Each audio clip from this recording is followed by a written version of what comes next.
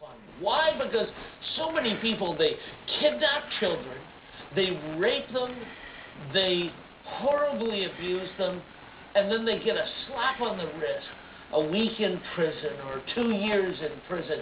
This is outrageous, and many of these perpetrators are sick human beings, and they get out and they just do it again. You recall that horrific story in the United States where an 11-year-old girl was kidnapped, sexually abused for 18 years, and finally she was freed after she had had 2 children by this horrible monster. This man had already raped other little girls, but you know what? He was let out of prison and he did it again. Well, you know what? In Canada, you just get a slap on the wrist and you're out, in some cases, after a few days. This has to stop. So Joyce Smith, a member of Parliament from Manitoba, has come forward with a private member's bill to provide mandatory minimum sentences, a minimum of 5 years. Yes, 5 years doesn't sound. My wife says it should be 50 years. In the United States, the average is 15 years. Many of the states, like Florida, have a 25-year minimum, which should be the case. But here in Canada, the minimum is effectively just 2 weeks. Can you believe that? You say, oh, that could not possibly happen. Well, let me give you a couple of case in points. You have Imani Nekpanji. He kidnapped a 15-year-old girl, repeatedly raped her, held her captive for 2 years, sold her for $350,000, and eventually she was able to escape.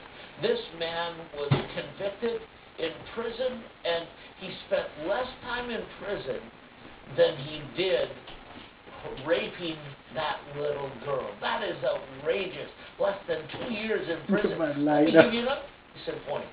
Michael Lennox Mark. He was convicted for kidnapping a 17-year-old girl and raping her horrifically, victimizing this little girl. He was caught. He was convicted in a court of law. He was given time credit for time served, double credit for time served, and he only spent 7 days in prison after his conviction. This is an outrage. It puts our children at risk, and it must stop. Bill C-268 was drafted with one clear intention: to create a separate offense for the traffickers of children in Canada and to ensure that the penalties reflect the gravity of the crime. This bill will also bring parity between Canada's legislation and that of many other countries. The current legislation in the Canadian Criminal Code does not distinguish between age and offers a penalty between 0 and 14 years in most cases and up to life in other cases. The suggestion that those who traffic minors should face no time in jail is not speculative. To openly oppose serious penalties for those who sell and abuse the bodies of minors doesn't just suggest approval for this horrific abuse of human rights. It virtually endorses this grave form of exploitation. With one exception, that is the honourable member from Ahansik, who courageously stood up alone in support of this bill. The Bloc Québécois,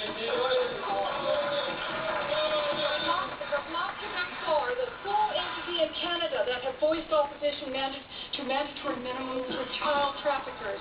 The sole entity in Canada. The Bloc Québécois has chosen to stand against legislation that upholds Canada's commitments to the UN optional protocol to the Convention on the Rights of the Child, on the sale of children, child prostitution, and child pornography. Mr. Speaker, our children are not for sale. The price of inaction will cause us to have a lost generation. With this amendment, the Bloc Québécois have forfeited an opportunity to stand up for the victims of this modern-day slavery. Instead of fighting for the rights of children, they fight for the rights of the traffickers. I believe the Bloc Québécois are ignoring what Canadians all across the country want. They want to obliterate traffickers from Canadian soil.